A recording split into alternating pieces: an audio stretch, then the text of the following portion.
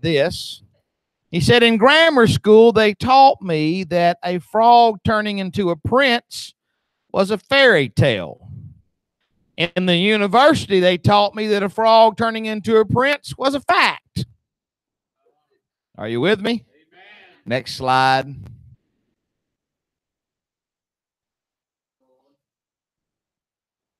Here we go. I want to just quickly reiterate. I wish we could get it to fill the whole screen, but it won't do it, huh? Evolution. Tonight's topics from goo to you via the zoo. We've covered already in the previous lessons cosmology. That's the universe had a beginning. We've covered teleology. That is the universe is fine-tuned for life on Earth. The anthropic principles. And we covered last week biology's Big Bang, and that is something dead came alive. And you have to understand when you talk to someone about evolution, which we're going to talk about tonight, evolution is a category that says something of one kind becomes another kind. And they don't want to talk about these first three because they don't have any kind of system or way of making it happen. But you have to deal with those first three before you ever get to evolution. Does that make sense?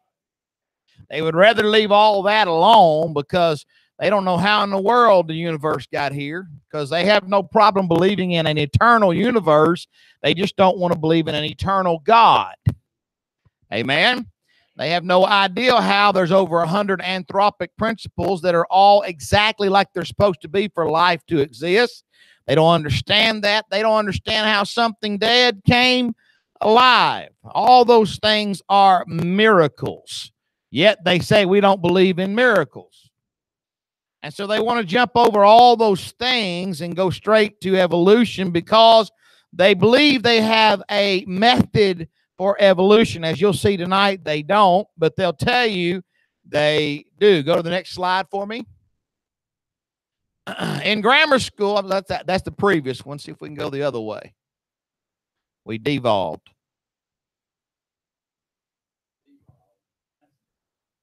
All right. Here's what I just showed you with all those things. You have to understand in most evolution schematics, you're going to see this picture right here from the monkey to the human. Are you with me? What they don't want to talk about is back here when there was nothing and boom, something happened. And then they say, well, it was a simple little thing, but we looked at DNA last week, and DNA ain't simple by no stretch of the imagination. It's equivalent to having encyclopedias in each cell and 100 encyclopedias in each cell. So it's not simple. Then from slime to all this stuff came up here, and dinosaurs appeared billions and millions of years ago, and then an asteroid hit the earth and killed all the dinosaurs. But we came back through, and life began to come back up, and here we are over here. And that's the picture they will give you of life. We're only dealing with tonight, really, from the monkey to the human, but all that is part of it too that they'll teach. And every bit of that is religion. All of that is religion. How do you know? It's based on beliefs. That's why it's a religion. Next slide. These are called prime numbers. There's a guy here named Carl Sagan we'll talk about. There was a movie came out a few years ago, maybe some of you have seen it, called Contact. It's about making contact with a life form in outer space. And a famous actress named Jodie Foster was in that movie. She played the scientist whose she was part of a team called the Search for Extraterrestrial Intelligence, the SETI research team, which actually exists and is set up to try to find extraterrestrial life outside of this planet that could have possibly caused life to come to this planet. Are you with me? As a scientist, she was a scientist who could scan space she was scanning space for the unmistakable signs of intelligent life. What would be the unmistakable signs of intelligent life? In this movie, the unmistakable signs of intelligent life was called a message. Like mom, or take out the trash, mom. That was an unmistakable message of life. Are you with me? If you got last week, you know what I'm talking about. But any kind of message that had some kind of intelligence to it would be seen as a evidence for a life form out there. Now, Miss Foster gets extremely excited in the movie when her antenna picks up radio waves that appear to have an intelligent pattern. And here's the pattern she sees: 1, 2, 3, 5, 7, 11, and on and on and on. Numbers come across, but all of these numbers are prime numbers. And she sees the pattern that all the numbers are prime numbers, and she says that can't be a natural phenomenon. Now, what are prime numbers? Prime numbers, you see them in yellow here: 2, 3, 5, 7, 11, 13, 17, 19, on down. Oh, you can do prime numbers from here to the end of the number. There's prime numbers. Prime numbers is something that no other two numbers can come up with. Makes it a prime number. So there's a pattern she sees, and her being a scientist, she says that can't be a natural phenomenon. Those are all prime numbers. She's so confident she's found extraterrestrial life that she goes public with her discovery, and the government, the military shows up, and they converge on her. And one man says that this is such an intelligent source of life out there, why don't they just speak English? To which she replies this: because math is the only universal language. And that is true. Everything can be brought down to math. The English language and any other language can be coded in mathematical formulation, and your computer is completely coded in mathematical formation. Everything comes down to math. It's the universal language, and she's right. But with these repeated observations, it tells us that she says only intelligent beings can create a message, and that natural laws could never do this sequence of prime numbers. And the guy who wrote the book about Contact was based on a novel by a guy named Carl Sagan, who is an ardent evolutionist. Now, Carl Sagan here, that's what it's saying on the other side over there. He's an ardent evolutionist, and he wrote this book about these things, and he believes in spontaneous generation. In other words, something came to life. Something dead came to life. Isn't it amazing they believe in spontaneous generation, but they don't believe in the resurrection of Jesus? We believe something came alive, and they believe something came alive, but we're wrong. And we both have faith. And also Carl Sagan was instrumental in starting this SETI program, even going on today. The irony of this lies in the fact that Carl Sagan was absolutely convinced in his book that a simple string of prime numbers, as I'm showing you here, a simple string of prime numbers proves the existence of intelligent life outside of Earth. But the equivalent of 1,000 encyclopedias in the first one-celled life does not. Think about that. If he can get a bunch of prime numbers together, we got life out there. But if we look at a human cell and we see 1,000 encyclopedias, well, that's not proof of life anywhere. Are you with me?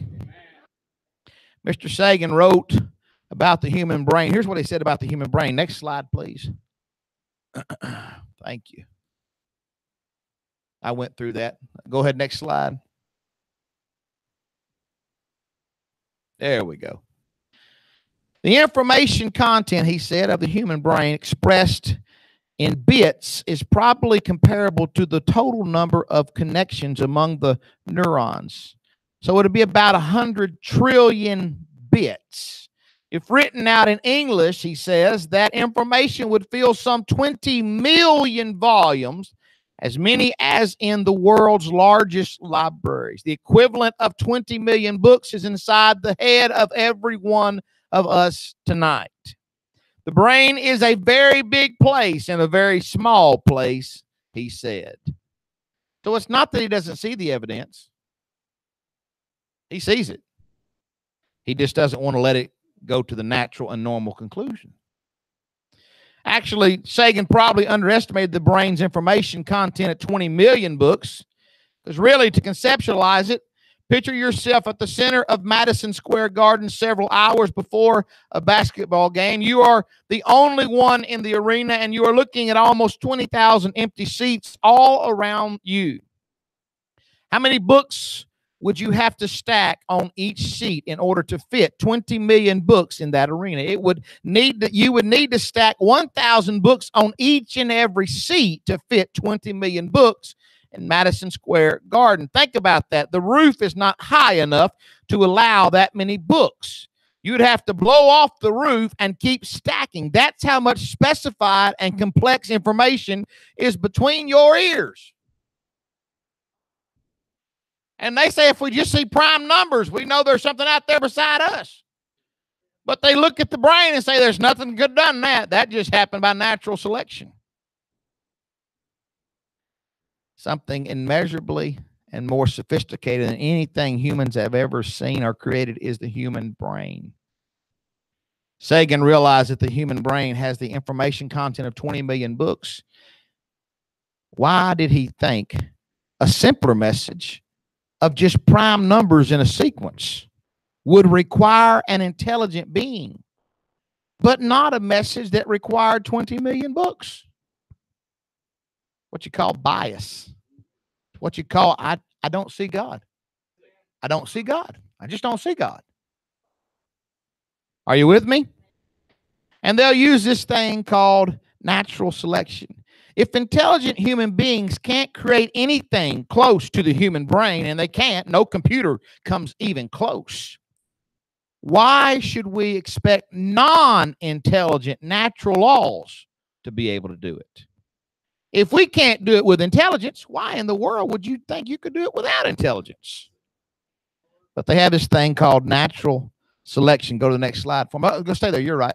The crux of Darwin's theory of evolution focuses on the elimination of inferior species gradually over time through a process called natural selection. That's the process they use to have evolution. Next slide. Microevolution versus macroevolution. Darwin's position is even more problematic when you consider that they don't even have an explanation for the source of the non-living chemicals. They don't know how carbon and oxygen got here. And now they're going to explain how things change in different forms. But they have a very sly way of doing this, and I hope you listen because I want you to catch this. They'll say, so you don't believe in evolution. But you have to understand, when they say evolution, they're including everything that changes in any way or fashion. And you have to get them to tell you what they mean by evolution. There's two words. One is macroevolution, and the other is microevolution. Macroevolution, it's the belief that all life forms have descended from a common ancestor. You'll see that tree here in just a minute. In other words, everything, the wasp and the pine tree and the chicken and you all started at the same place. And everything came from a common ancestor. That's macroevolution. And all of this has happened by natural processes without any intelligent intervention. It is a completely blind process. Did you hear that? To be completely blind. Now, they'll use this word natural selection. Even that is wrong. Because if it's natural selection, who selected? There's no selector. Not natural selection. It's a natural accident. There is no such thing as natural selection if there's not a selector.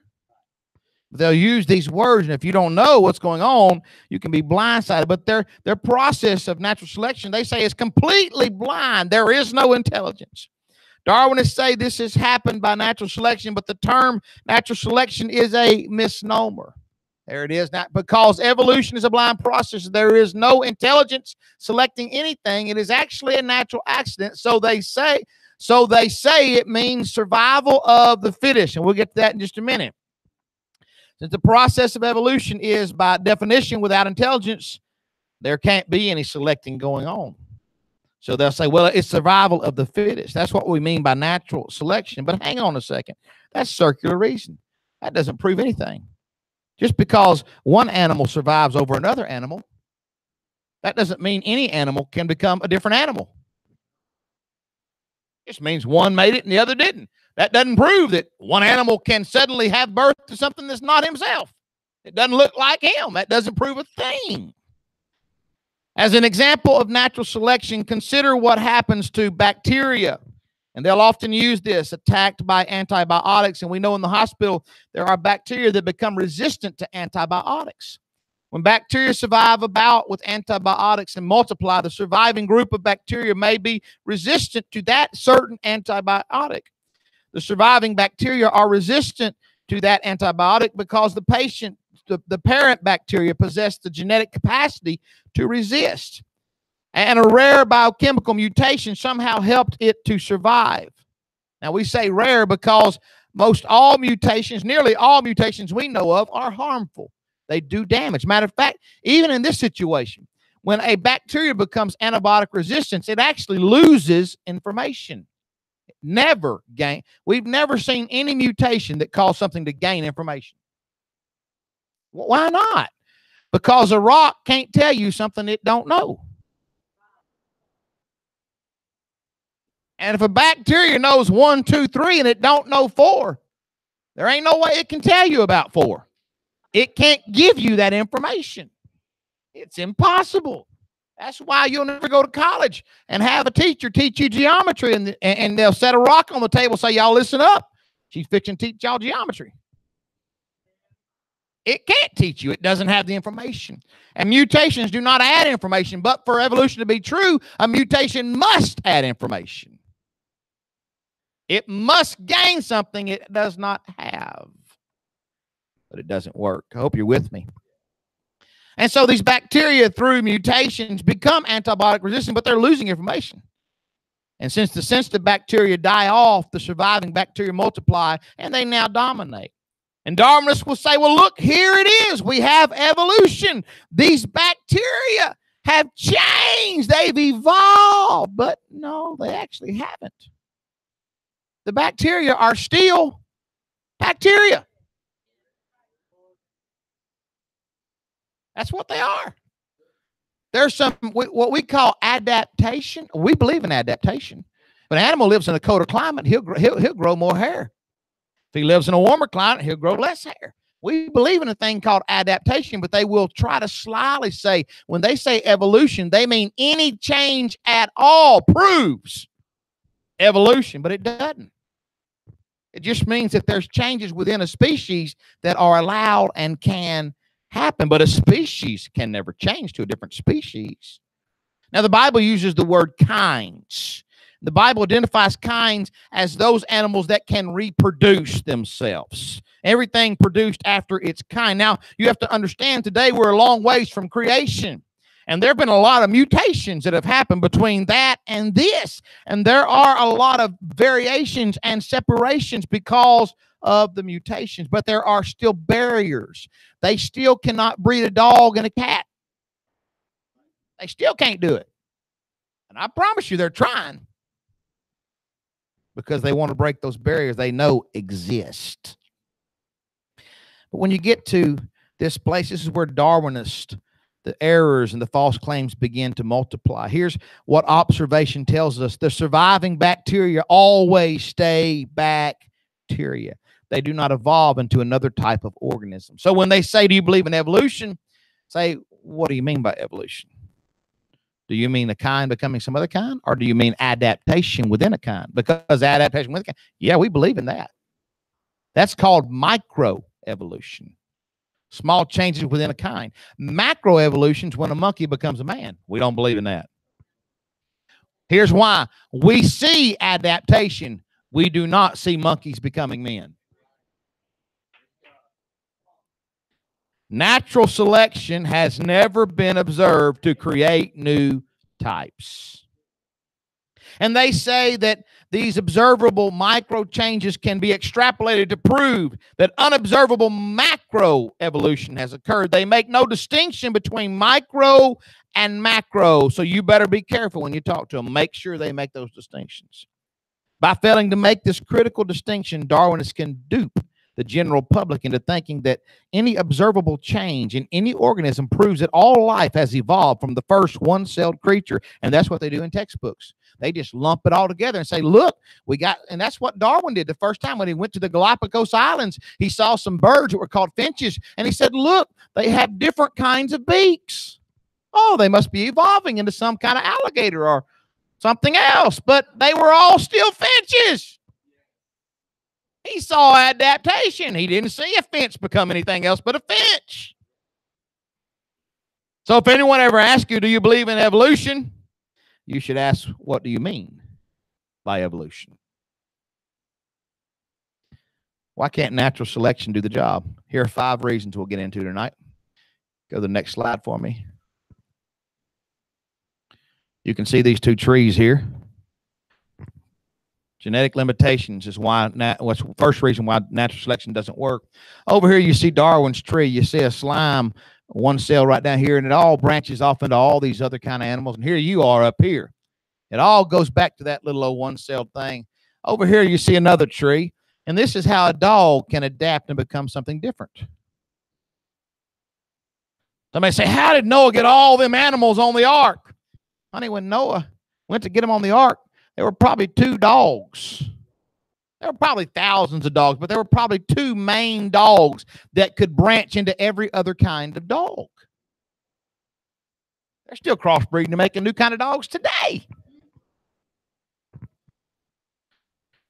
Are you with me? And so you see the different kinds of trees. We believe in one, we don't believe in the other. Macroevolution. It's the belief that all life forms have descended from a common ancestor. I'm backing up. Let me go ahead. I lost my spot. Give me a second. Here we go. Genetic limitations. Number 1. Darwinists say that microevolution, when I say micro, I hope you think of the word adaptation. Darwinists say that microevolution within types proves that macroevolution has occurred. If these small changes can occur over a short period of time, they say, well, then why can't natural selection do something drastic over a long period of time? Unfortunately for Darwinists, genetic limits are built into the basic types of animals. In other words, dogs always produce dogs. And thus far, monkeys have always produced monkeys. There is a limit. Somebody put a limit in there. Despite the best efforts of and this is with intelligence. Despite the best efforts of intelligent scientists to manipulate DNA and genetics, they still cannot break these barriers because they're there. And that's with intelligence. But they want to teach you these barriers were broken without intelligence. That's craziness. Despite the best efforts of intelligent scientists to manipulate fruit flies, their experiments have never turned out anything but fruit flies, except for they have produced fruit flies with more than 2 wings, which caused it to be defective and not able to fly. They have produced dead fruit flies by messing with it, but they've never got a fruit fly to become anything but a fruit fly. Am I making sense?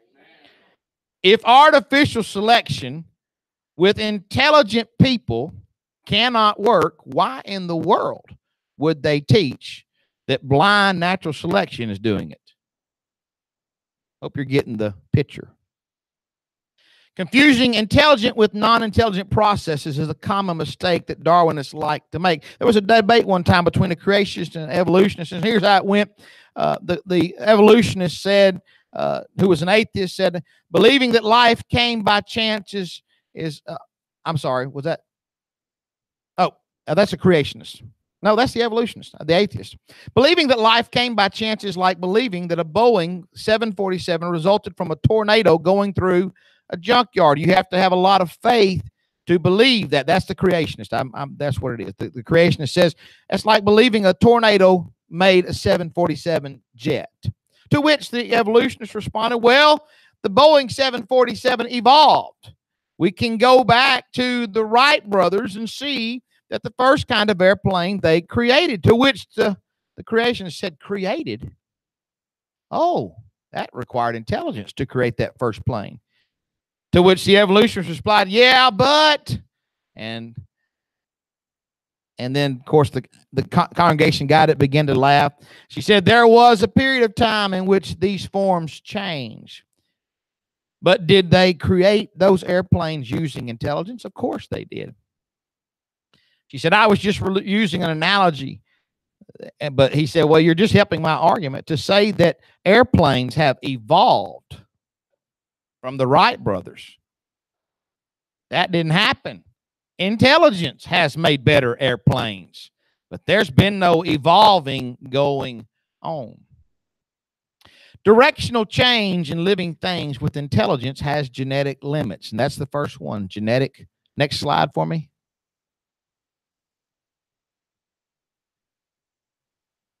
We'll go to cyclical changes here in a minute. Genetic limits. So even when an intelligently guided process in the lab goes on, evolution hits a wall. In other words, even when scientists intelligently manipulate creatures with a desired end in mind, which is what happens, the antithesis of what happens in Darwinism, because within Darwinism, there is no intelligence trying to get anything. But even when they try with intelligence, they cannot break the genetic barriers. That's the number one reason, natural selection. Number two is cyclic change. If you can see this slide, I hope you can see. Down here you have, going crossways, is microevolution, changes within the lizard. Here you have macroevolution, the lizard changing to a bird. We believe in adaptation. We don't believe in macro. But there are cyclic changes. There are changes within a species. Not only are there genetic limits to change within types, but the changes within types appear to be cyclical. Cyclical means it comes back around. Does that make sense?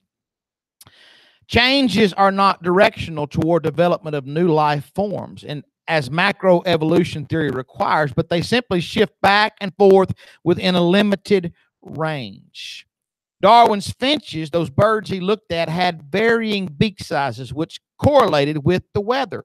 Larger beaks helped crack larger, harder seeds during droughts, and smaller beaks worked fine when there was wetter weather with abundance of smaller, softer seeds. New life forms came into existence. As the new life forms were born in the finch family, they always remained finches. But what also happened is they noticed that the beaks got bigger, got smaller, got bigger, got smaller. It was cyclic. It changed on an ongoing basis. But what never happened was the finch changed and became something else. It was always a finch. Natural selection cannot explain how finches came into existence in the first place.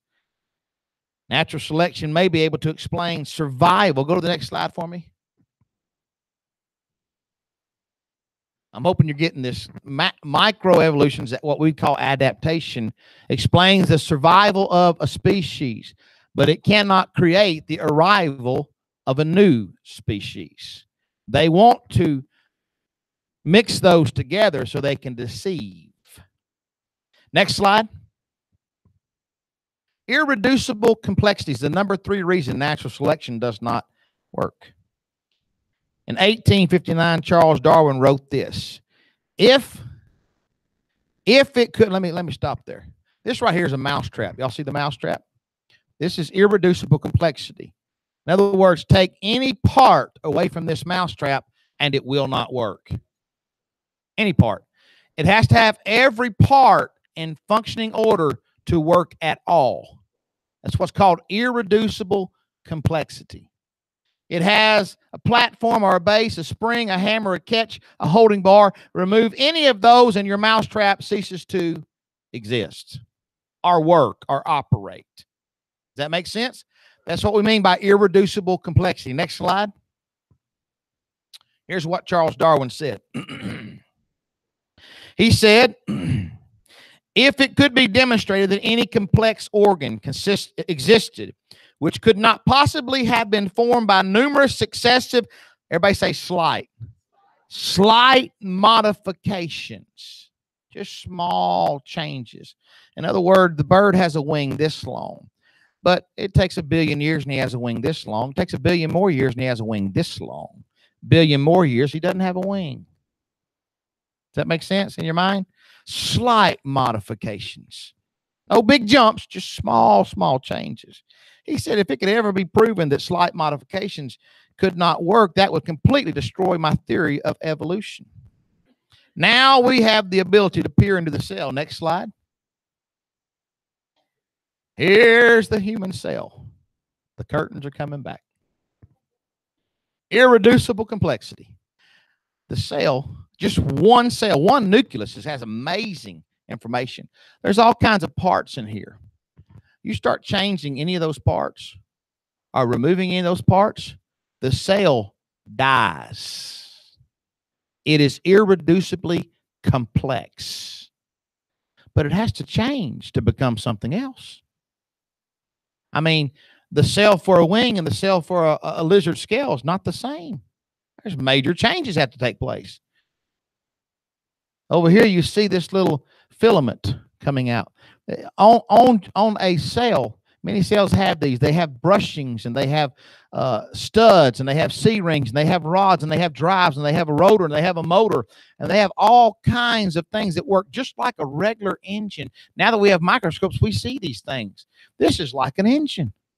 But if you take any part of that out, now the poor little thing can't move. That's called irreducible complexity. Do you understand? If it can't move, it can't get to where it needs to be.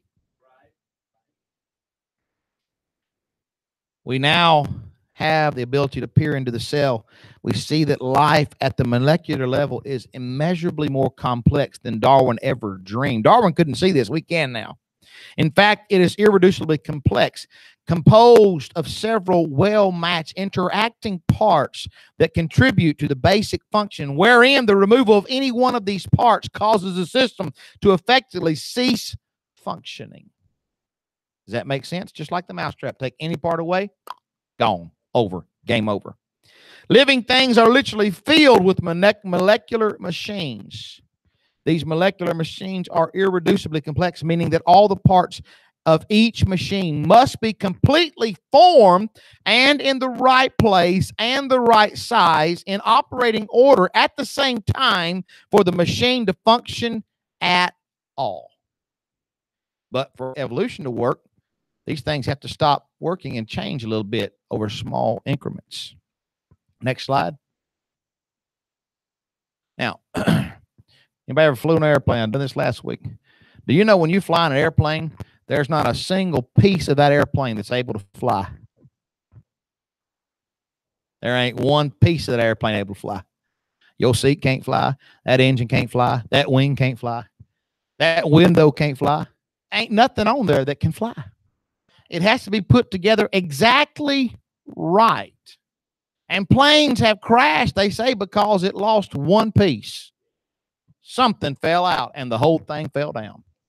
That's what's called irreducible complexity. And that is nothing compared to the human cell. Over here, you've got the bat. He's gonna become a gerbil. Look at all these things he's got to go through to get there, all right? The problem is he stops being able to fly here. Now everything can eat him. And he gets to here and he don't have a chance to go get his food anymore. There's all kinds of problems with this. Hope I'm making some kind of sense. Numerous functions in the body, such as blood clotting, cilia, vision, your eye is irreducibly complex. If things start changing in your eye, you can't see.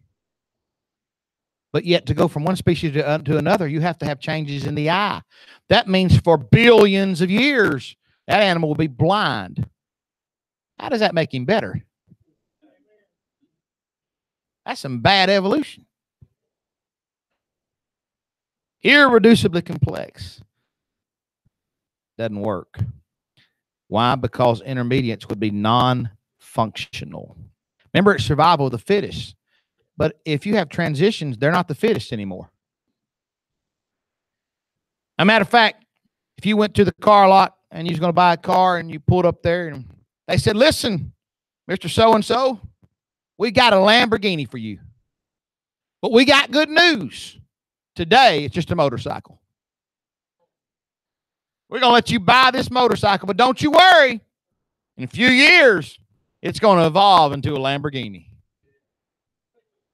You'd say, you got to be kidding me. But that's what they want kids to believe. Living systems quickly would become non-functional if they were modified piece by piece. The degree of irreducible complexity in living things is mind-boggling. DNA's genetic alphabet consists of 4 letters, A, T, C, and G. Well, within each human cell, there are about 3,000 million pairs of those letters. Not only does your body have trillions of cells and make millions of new cells every second, that's every second. Your body makes millions of new cells every second. Right now, you're making new cells. But each cell is irreducibly complex. It has to come with all the parts. You don't have billions of years to wait for everything to get there. It contains irreducible complex subsystems. Irreducible complexity means that new life cannot come into existence by Darwinian methods of slight successive changes over long periods of time. That's why natural selection does not work. And Darwinians can't explain the source of the materials that make up the engine, much less how you can take a part of the engine out. And then, can you imagine? You're going to take a part of your engine out. How are you going to get to work tomorrow? It's evolving. Well, the minute you pull that plug out, it's non-functioning. Not only is it evolving, it's non-functioning. That's some bad evolution. And you got to wait 1 billion years before you can put another part on. How's this work? And they're looking at us saying, this don't work. One guy said the ideal of Darwinian molecular evolution is not based on science. He said there are assertions that such evolution occurred, but absolutely none are supported by pertinent experiments or calculations. Remember the mousetrap? It's irreducible. So is your body. The mousetrap would be non-functional during any transitional period.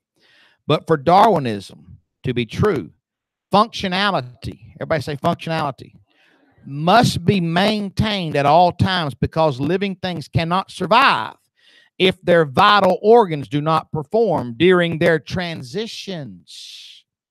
Not going to help you to be blind for 1 million years while you're becoming something else.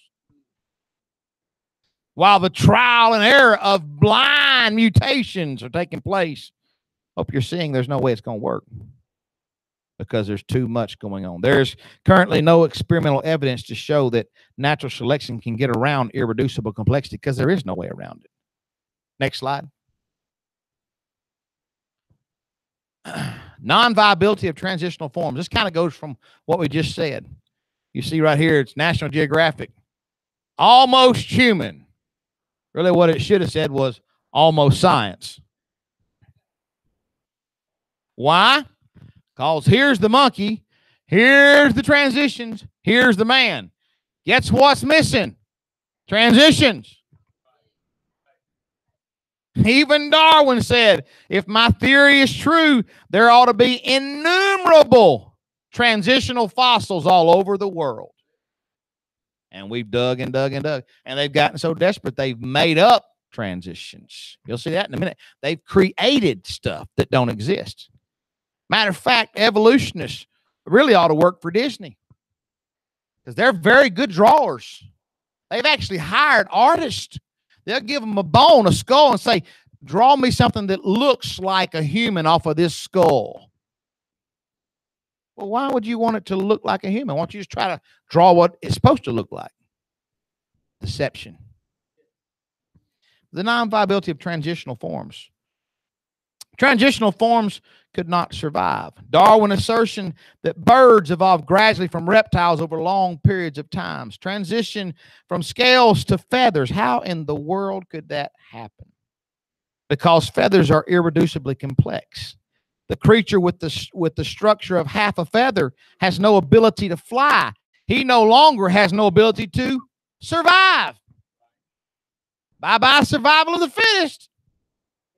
What happened? I was trying to become something else, and I died along the way. The problem for Darwinists is twofold. First, they have no viable mechanism for getting from reptiles to birds. The second problem, even if a viable mechanism were discovered, the transitional forms would be unlikely to survive anyway. Why? Transitions would either self-destruct internally or externally. Here's what I mean. Either they would self-destruct internally because when things started to change, things would not operate. Right? Start changing muscles, bones don't move.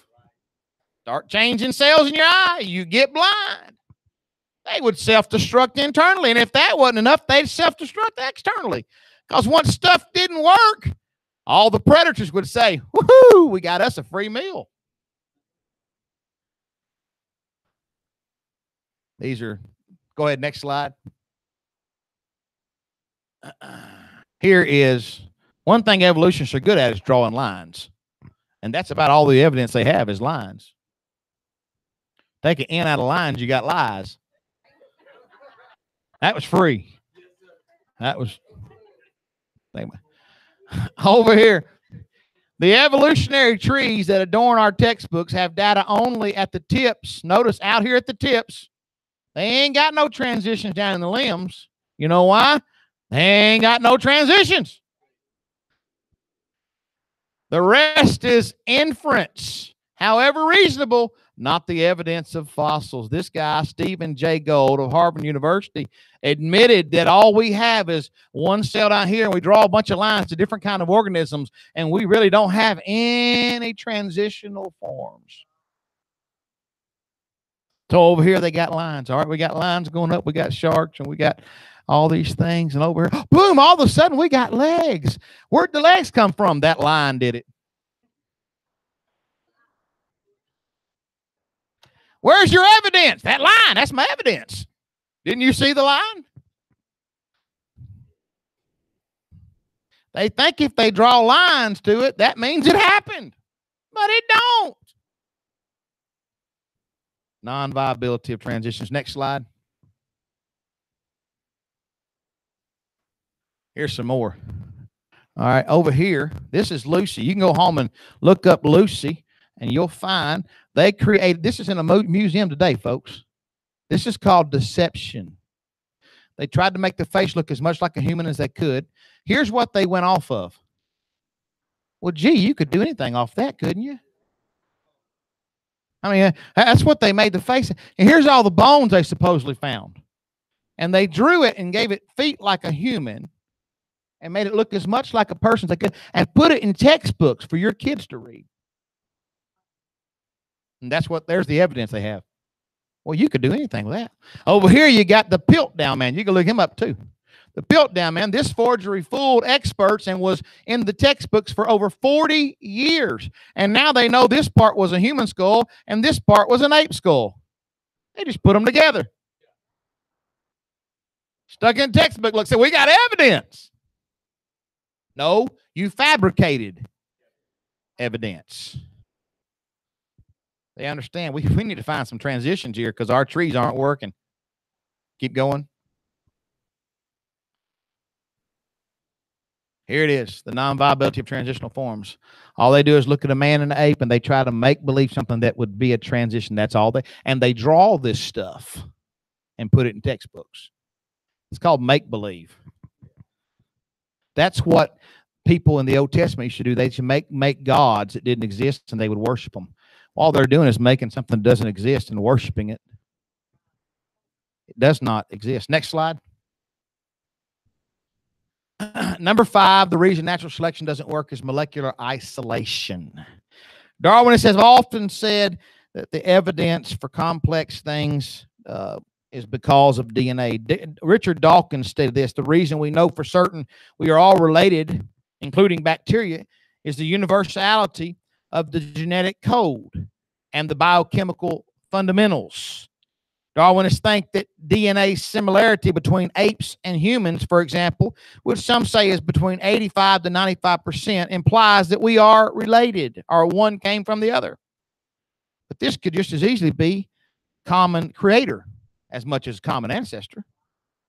I mean, if something has two arms, there's a good chance the DNA for two arms might look the same in there. It's got two eyes. It may have DNA that looks kind of the same for two eyes. And there's all kinds of things like that. Next slide for me. Now, watch this. Here's two sentences. Hope y'all get this. Two sentences. These two sentences are more than 90% similar. More than 90% similar, all right? John was a scientific god. John was a scientific dog. They don't mean the same thing. It doesn't take much change in the language to make a whole lot of difference. And we are DNA, but the DNA does not determine what the message says. Here's what the truth is. Monkeys are 100% monkeys, and humans are 100% humans. But we have found another way of looking at this. It's called protein sequences.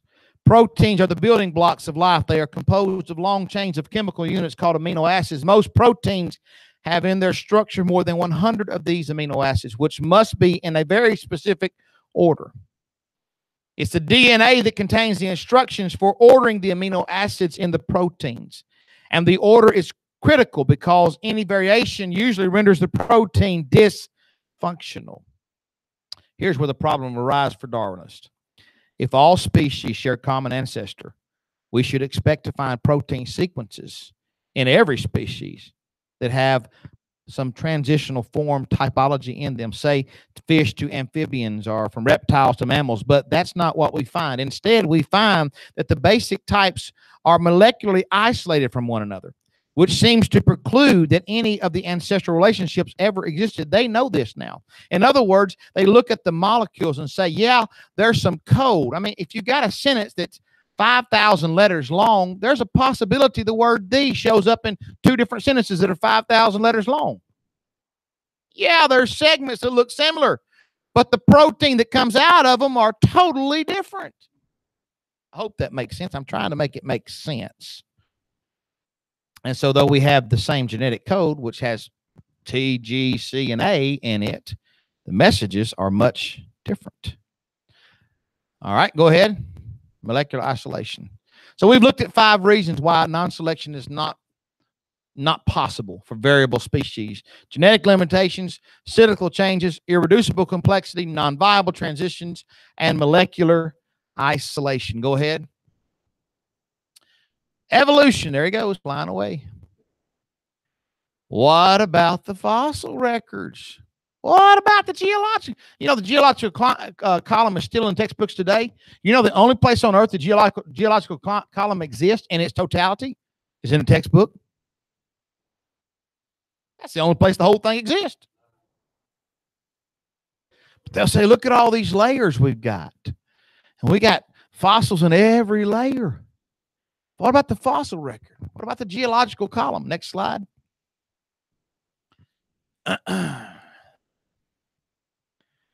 Harvard paleontologist Stephen Jay, he's an evolutionist.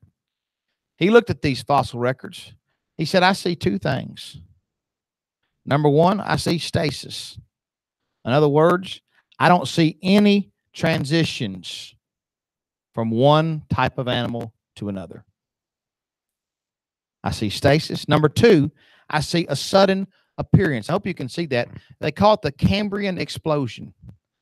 What this layer they call the Cambrian layer is where all of a sudden all these animals just boom appear.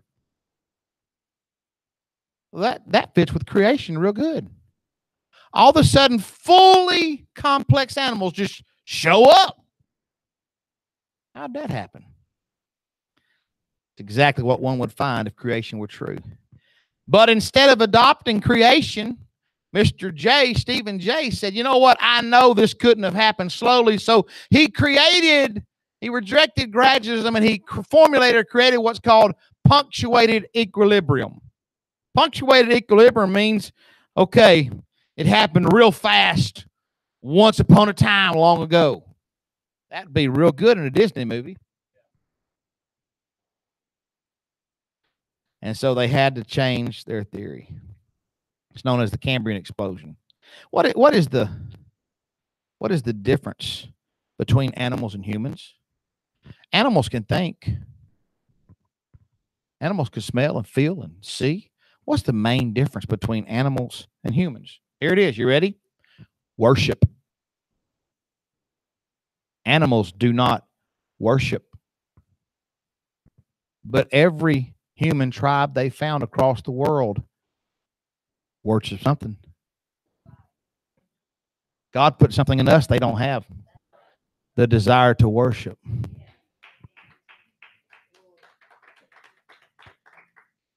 What about the scale progressions we're so used to seeing? Next slide. Here they come. They'll lay them out on the table, say, look, we've got the evidence. The evolution's true. Here's the progression. A bone of any kind only tells you one thing. Something died. It don't tell you when it died, where it died, how many kids it had, or if its kids were different than it. All you know is something died. But they'll put this out and say, here's the proof. One guy, Darwinist, lined up his skulls on a table and he said, ladies and gentlemen, right here is the evidence for evolution. But they looked alike. They look similar, but that's not evidence. The fossil record cannot establish relationships. Matter of fact, 99% of the biology of any organism resides in the soft tissues, which is inaccessible with fossils. And so they take fossil records to try to establish ancestral relationships. That's called fabrication. They don't know it. That doesn't stop the Darwinists, however. Instead of admitting that fossils can't establish ancestral relationship, Darwinists take the 1% that fossils tell them, and then they use the other 99% as leeway to depict fossils and fill in the gaps. In other words, they draw neat pictures. That's what they do with bones. Darwinists have been free to creatively build entire missing links. You saw one a while ago from fossil remains. As trivial, you ready? They've built missing links from one tooth bone. That's called desperate. One tooth bone. They built a whole fossil. One tooth bone. That is why so many missing links have been exposed as frauds. Matter of fact, there's a book on this called Bones of Contention on all the frauds that they have fabricated. Henry G., chief scientist writer for Nature, says this: to take a line of fossils and claim that they represent a lineage is not scientific hypothesis that can be tested, but an assertion that carries the same validity as any bedtime story. They're just telling stories. Similar structures may be evidence of a common designer, and that's it. Next slide.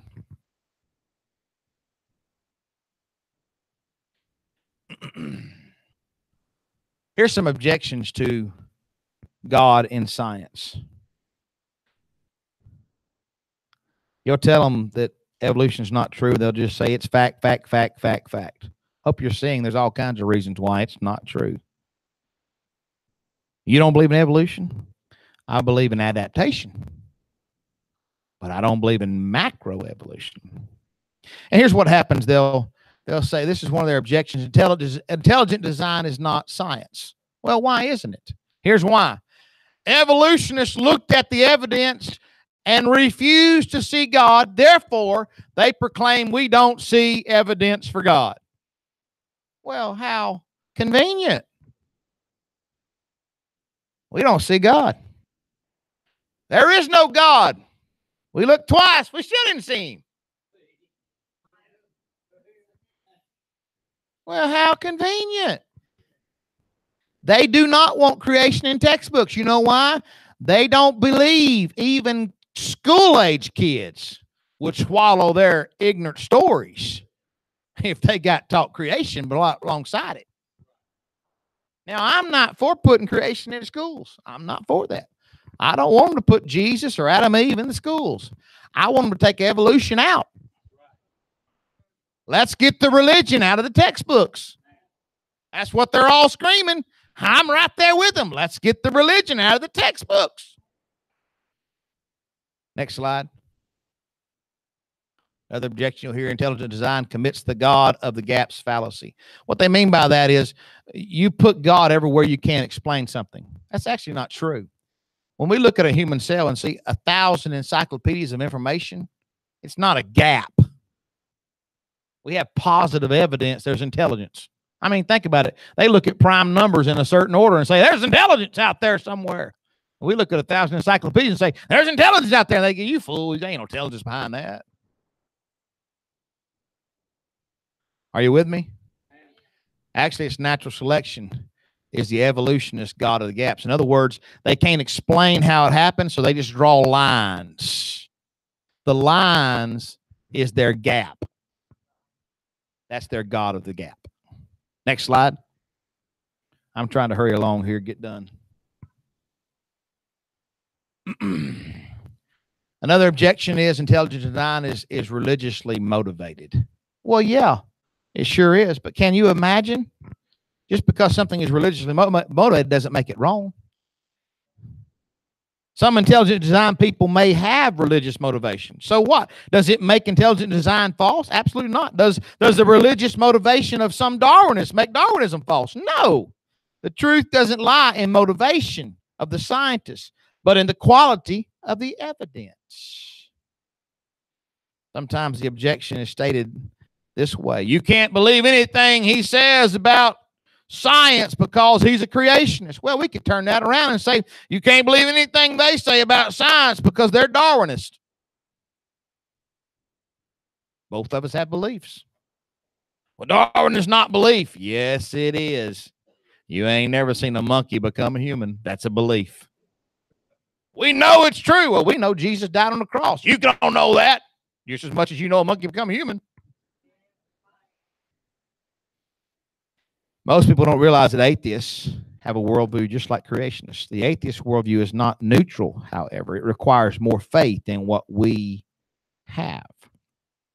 It is true intelligent design beliefs may be consistent with the Bible, but intelligent design beliefs are not based on the Bible. Notice I have not used scripture at all tonight to show you how natural selection is wrong. I've used science, observable facts. Next slide.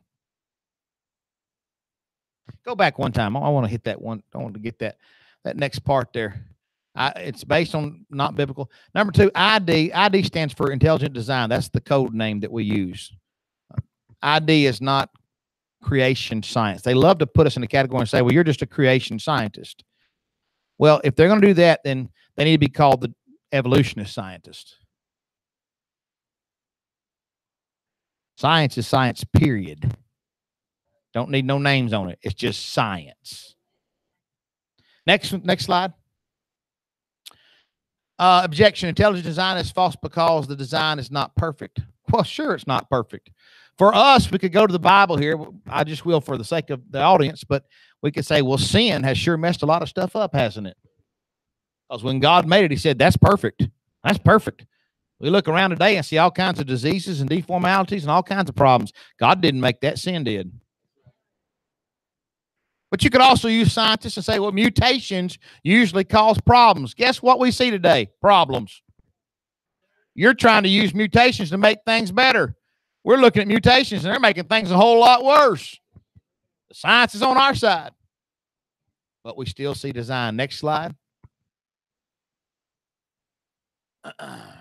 All right. This is Mr. Richard Dawkins here in this picture. He said it is absolutely safe to say that if you meet somebody who claims not to believe in evolution, that person is ignorant, stupid, or insane. Now, I want you to take record of what he just said. Can you imagine? And there are hundreds, if not thousands, of brilliant PhDs who believe in intelligent design. They love to say everybody's with us, which is, number one, is not true. Number two, doesn't matter. Because when all scientists agreed the earth was flat, they were wrong. Science is not based on public opinion or who voted for the most. Science is based on evidence. But here's the question. Why the hostility? I thought this was science. Looks like there's something else at stake here besides science to say this about people. Why are you so mad and upset? Number one, by admitting God, Darwinists are admitting they are not the highest authority when it comes to truth, and they love to be the highest authority. Number two, by admitting God, Darwinists would be admitting that they don't have absolute authority when it comes to explaining causes. In other words, miracles can happen. Matter of fact, miracles have to happen for evolution to happen. We don't believe in miracles. Why do you believe in evolution? Those are miracles. Number three, by admitting God, Darwinists would risk losing financial security and professional admiration. And there are stories of scientists who have been thrown out of universities because they tried to teach creation. Wow. And a lot of money flows to evolutionist scientists. There is bias on the part of what they're doing. These are known things. Number four, by admitting God, Darwinists would be admitting that they don't have the authority to define right and wrong. And next week, we're going to hit morality. If you get rid of God, you get rid of morality. And a famous Darwinist from years ago named Julian Huxley said this. When asked, why do people believe in evolution, Mr. Huxley said, the reason we accept Darwinism, even without proof, is because we don't want God to interfere with our lifestyles. I used the easy word for you. He told the truth on himself. See, if there's no God, there's no accountability. Next slide.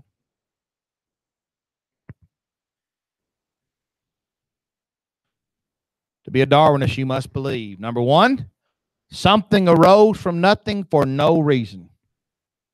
That's cosmology. We have a universe for no reason. Poof, you have to believe that. That's religion. Number two, to be a Darwinist, you must believe order arose from chaos. In other words, something blew up, and now we've got all this incredible order. Everything's finely tuned from this chaotic start. Number three, you must believe life arose from non-life. You must believe intelligence rose from non-intelligence.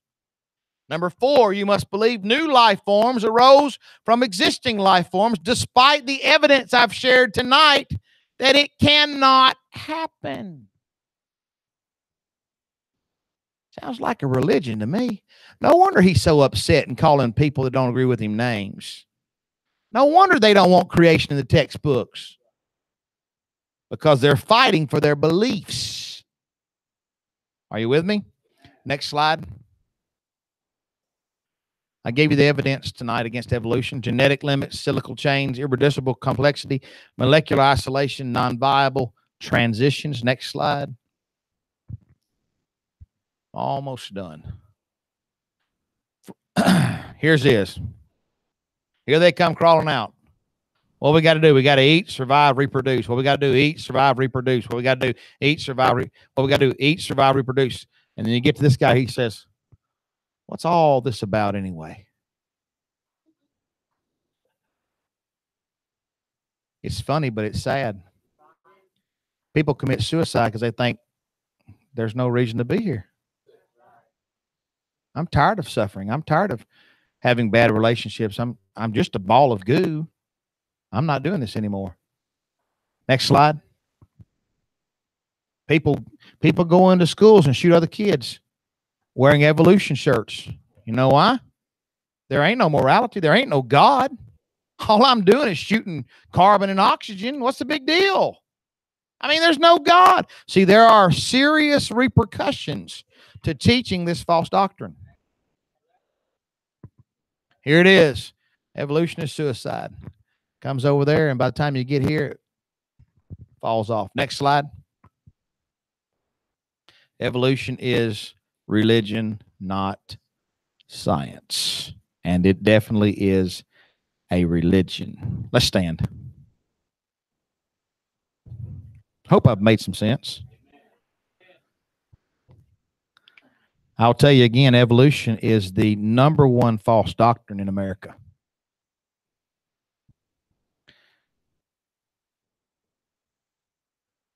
Why don't we give our children all the scientific evidence, pros and cons? and let them make up their own minds. Yet Darwinists will go to great lengths to ensure that does not happen. Why?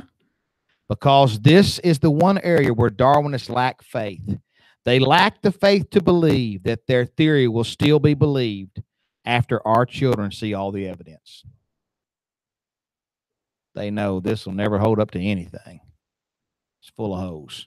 So we're better off just mocking those who don't agree with us, because the science is with us. Why don't we lift our hands and thank the Lord that